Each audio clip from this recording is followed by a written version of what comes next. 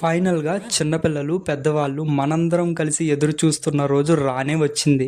ఏంటి అని అనుకుంటున్నారా? అదేనండి మన వినాయక చవితి నవరాత్రుల మహోత్సవం.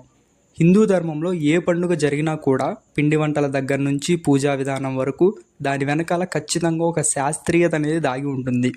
వినాయక చవితికి అయితే అది కొంచెం ఇంకెక్కువే ఉంటుంది. అది గనక మనం అర్థం చేసుకోగలిగితే మన జీవితం చాలా సాఫీగా సాగుతుంది. భగవంతుడు అనేవాడు ఎక్కడో ఉండడు, మనం రోజు చూసే ప్రకృతిలోనే అంతర్లీనమై ఉంటాడు అని తెలియపరిచేదే వినాయక చవితి. వినాయక చవితి రోజు పూజలో మనం ఉపయోగించే ఆకులు, ఫలాలు, పుష్పాలు ఇవన్నీ కూడా రోజువారీ మన జీవితంలో చూసేవే. అలాగే ఔషధాల్లో కూడా ఎక్కువగా ఉపయోగపడేవే.